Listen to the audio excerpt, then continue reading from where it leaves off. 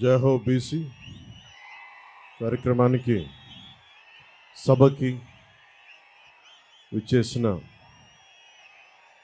BC సోదరులందరికీ, వేదిక పైన ఉన్న జనసేన నాయకులకి, తెలుగుదేశం నాయకులకి,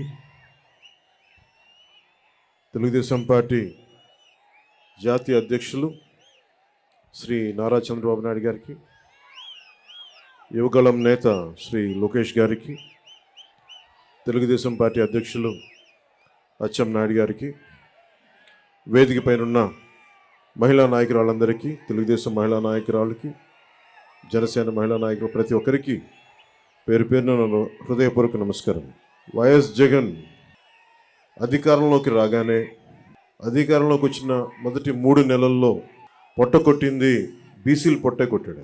30 లక్షల పైచిలకు భవన నిర్మాణ కార్మికులు పొట్టకొట్టాడు ఈ 10 మనిషి. వచ్చి రాగానే ఏలూరులో 2019 ఎన్నిక ఆ రోజున వైసీపీ అండగా ఉంటామని చెప్పి బీసీలు డిక్లరేషన్ ఇచ్చి దాంట్లో ఏ ఒక్కటి కూడా నిలబెట్టుకోకుండా అందరూ నమ్మి, ట్రెడిషనల్ టీడీపీ పార్టీని నమ్మి చాలామంది వైసీపీకి వెళ్ళడం వల్ల వచ్చి రాగానే ఎవరైతే వెన్నంటే ఉన్నారో వారినే దెబ్బ కొట్టాడు. ఊహించుకొని 30 మంది పైచిలకు భవన నిర్మాణ కార్మికులు ఆత్మహత్యలు చేసుకున్నారు. అందరికీ చెందాల్సిన ఇసుక, ఒడ్డెరు కులాలు వీళ్ళందరికీ చెందాల్సినవి కాంట్రాక్టులు కానీ, ఇసుక రీచ్లు కానీ, క్వారీలు కానీ ఇవన్నీ ఒక కంపెనీ కట్టబెట్టేశారు. మన వైఎస్ జగన్ చేసిన దాంట్లో ముఖ్యంగా వైసీపీ ప్రతిపక్ష నేతగా ఉన్నప్పుడు బీసీల గర్జన పేరు మీద ఏలూరులో ప్రత్యేకమైన సభ నిర్వహించి చాలా హామీలు ఇచ్చారు. బీసీలకి ఏటా జగన్ చెప్పింది, బీసీలకి ఏటా 15,000 కోట్ల రూపాయల చొప్పున కేటాయిస్తామని చెప్పారు. 5 ఏళ్లలో 75,000 కోట్ల రూపాయలు బీసీల సంక్షేమానికి కేటాయిస్తామని చెప్పాడు. వాస్తవానికి 0. బీసీ కేటగిరీల్లో అన్ని కులాలకి 153 కులాలను గుర్తించమని బీసీ సంఘాలందరూ కోరుకుంటూ ఉంటారు. దాన్నే కుదించి 139 కార్పొరేషన్లు పెడతామని చెప్పి దానిని 53 కార్పొరేషన్లు కుదించి 56 కార్పొరేషన్లు కుదించి వాటికి కుర్చీలు కూడా లేని పరిస్థితి. బడ్జెట్ 0. వైఎస్ఆర్ చేయూత పథకం కింద 45 ఏళ్ళు నిండిన ప్రతి మహిళకి 75,000 అందిస్తామని చెప్పారు. బీసీ మహిళలకి పథకం అందుతున్న లబ్ధిదారుల్లో చాలా వరకు కోత పడతా ఉంది. శాశ్వత ప్రాతిపాదికన బీసీ కమిషన్ ఏర్పాటు చేస్తామని చెప్పారు. ప్రత్యేక బీసీ కమిషన్ ఊసేలేదు. బడ్జెట్లో 3వ వంతు బీసీలకు కేటాయిస్తామని చెప్పారు. అది పూర్తిగా విస్మరించారు. ఇందాక బీసీ డిక్లరేషన్ చూస్తున్నప్పుడు బీసీ ప్రత్యేక రక్షణ చట్టం చూడగానే నాకు ఒకటే గుర్తొచ్చింది. వైసీపీ పాలన వచ్చినప్పటి నుంచి దాదాపు 23 నుంచి 26 వేల మంది బీసీల పైన కేసులు పెట్టారు. 300 మంది బీసీలని చంపేశారు. ఇక అచ్చెన్నాయుడు గారు లాంటి బీసీ నాయకుల మీద ఎలాంటి దాడులు జరిగినాయో, ఇక ఎస్సీల మీద ఎలాంటి దాడులు జరిగినాయి మీ అందరికీ తెలుసు. ముఖ్యంగా ఈరోజు బీసీ సభలో కాబట్టి ప్రత్యేకంగా బీసీ నేను సంఘటనలు చెప్తా ఉన్నాను. ఇందాక సోదరులు లోకేష్ గారు చెప్తున్నట్టుగా గుంటూరు జిల్లాలో జరిగిన సంఘటన, పాపం అమర్నాథ్ గౌడ్ అక్కని ఏడిపిస్తూ ఉంటే అడ్డుకున్నందుకు వైసీపీ నాయకులు చెరుకు తోటలోకి తీసుకెళ్ళి పెట్రోల్ అంటించి చంపేశారు. చాలా హృదయం కలిచివేస్తుంది. పట్టించుకునే వాళ్ళు లేరు, మాట్లాడేవాళ్ళు లేరు. వైసీపీలో ఉన్న బీసీ నాయకులు కూడా మీరు కూడా ఒకసారి పునరాలోచించుకోవాలి. గుడ్డిగా కనుక వైసీపీ నాయకులు వెనకేసుకొస్తే కులానికి కూడా ద్రోహం చేసిన వాళ్ళు అవుతారు. ఒకసారి ఆలోచించుకోండి. అలాగే 23 నుంచి 26 వేల మంది బీసీ యువత, బీసీ ప్రజల్ని కేసులు పెట్టారు. ఇదివరకు ఎస్సీ పరిరక్షణ చట్టం ఎలా ఉంది, ఎస్సీ ఎస్టీ అట్రాసిటీ యాక్ట్ ఎలా ఉందో, ఈ రోజున వైసీపీ పాలనలో బీసీలకు కూడా ప్రత్యేక రక్షణ చట్టం అవసరమైంది. అది చెప్పగానే మొట్టమొదట బీసీ రక్షణకి చాలా అవసరం అని చెప్పి మనస్ఫూర్తిగా నా మద్దతు తెలిపాను వీటన్నిటికీ. ఈ రోజున జనసేన సంబంధించినంత వరకు బీసీలకి సంబంధించి నేను రామ్ మనోహర్ లోహియా గారి సిద్ధాంతాలకి ఆకర్షితునైన వాడిని. బీసీలకి సాధికారత ఉండాలి, ఇవన్నీ ఆలోచించేవాడిని. బీసీలకి మిగతా కులాలకి ఐక్యత ఉండాలి. కేవలం సంఖ్యాబలం ఉన్న బీసీ కులాలే కాదు, అల్పసంఖ్యాక బలం ఉన్న బీసీ కులాలకు కూడా ఎక్కువ అభివృద్ధి రావాలి. బీసీ కులాలన్నిటికీ ఎంతసేపు యాచించే స్థాయి నుంచి శాసించే స్థాయిలో బీసీ కులాలు ఉండాలి మనస్ఫూర్తిగా ఆకాంక్షించేవాడిని, కోరుకునేవాడిని. బీసీ కులాలు భారతదేశపు సంస్కృతికి సాంప్రదాయాలకి వెన్నెముక.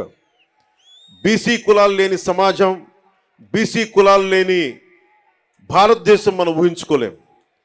భారతదేశం సంస్కృతి సాంప్రదాయాలని కాపాడుతుంది మెజారిటీ బీసీ కులాలే కాపాడుతూ ఉన్నాయి. అలాంటి బీసీ కులాలు చేతి వృత్తుల్ని కానీ, ముఖ్యంగా దేవాలయాల్లో మనకి ఆచార వ్యవహారాల్లో బీసీ కులాల తాలూకు వృత్తి నైపుణ్యాన్ని, చేతి కళల్ని ముఖ్యంగా దేవాలయాలు కార్యక్రమాలకు అనుసంధానం చేయాలి. తద్వారా వాళ్ళకి చాలా బలమైన ఆర్థిక పరిపుష్టి కలిగించే అవకాశం ఉందని నాకు చాలామంది చాలామంది బీసీ మేధావులు చెప్పారు.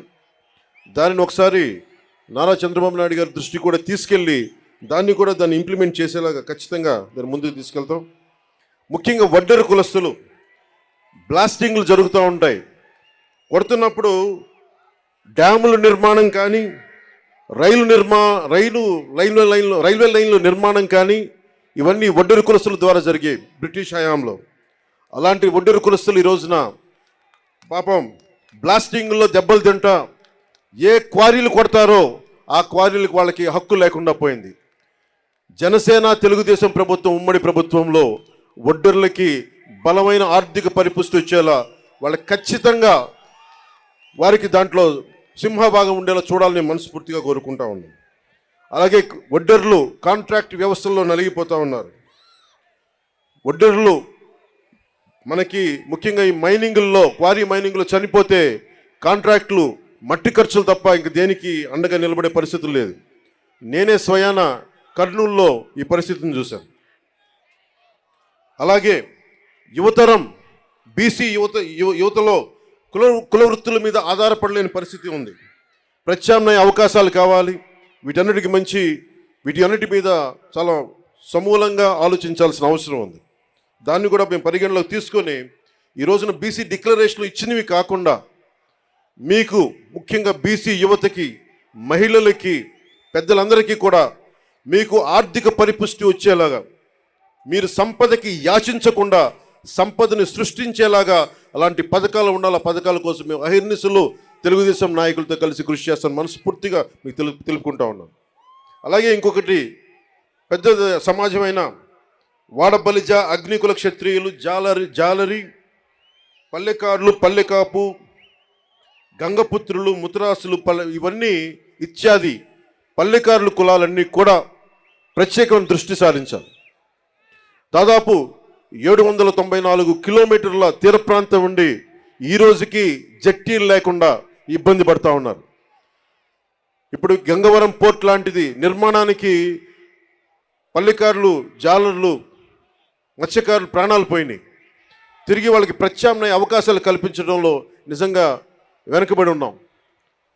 తెలుగుదేశం జనసేన ప్రభుత్వం రాగానే అలాంటి మత్స్యకారులందరికీ అండగా ఉంటాం. అలాగే ప్రతి 30 కిలోమీటర్లకు కూడా జట్టీలు ఉండాలనేదే నా ఉద్దేశం.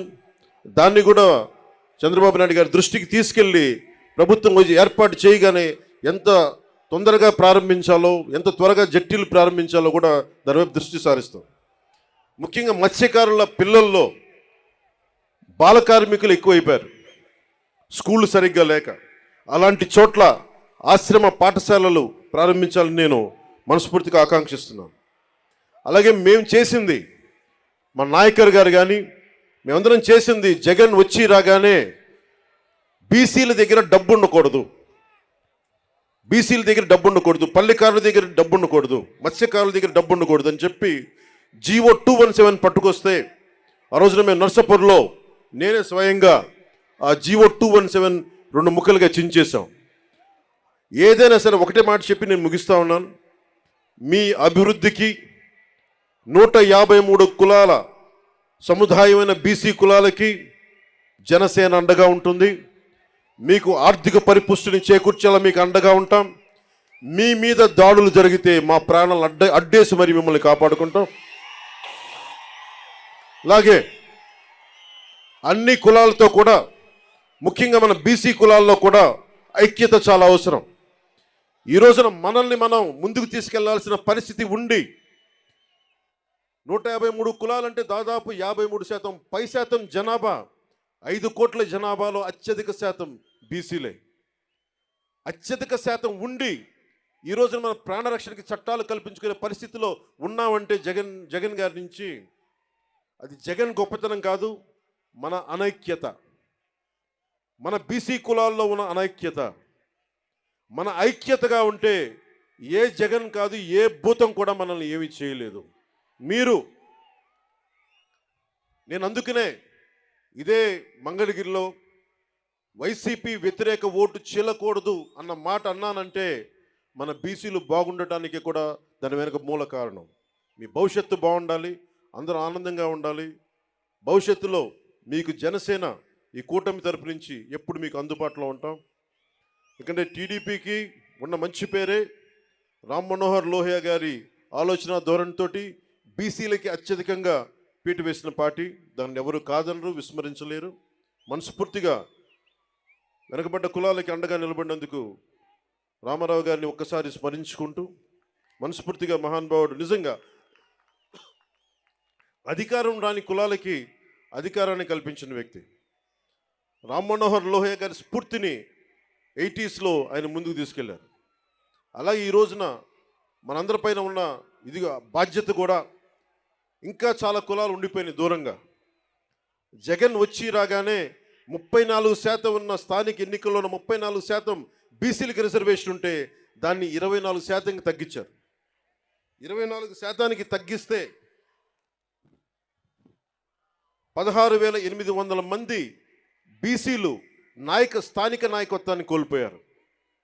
తిరిగి జనసేన తెలుగుదేశం ప్రభుత్వం రాగానే ఇదివరకట్లాగే 34% పునరుద్ధరించాలి. అలాగే బాగా నచ్చింది నాకు ఈ దీంట్లో, తిరిగి కేంద్ర ప్రభుత్వానికి 33% చట్టసభలో రిజర్వేషన్ కల్పిస్తామని చెప్పింది కూడా నాకు మనస్ఫూర్తిగా దానికి ఆనందం అనిపించింది. సో దీనికి ఈ బీసీ డిక్లరేషన్కి మనస్ఫూర్తిగా జనసేన మద్దతు ఉంది. నేను అహిర్నిశలు మీ అభివృద్ధి కోసం కృషి చేస్తానని తెలుసుకుంటూ, తెలుగుదేశం వర్ధిల్లాలి, జనసేన వర్ధిల్లాలి మనస్ఫూర్తిగా కోరుకుంటూ, బీసీలు సాధికారత, రాజ్యాధికారం సాధించాలని మనస్ఫూర్తిగా ఆకాంక్షిస్తూ సెలవు తీసుకున్నాను.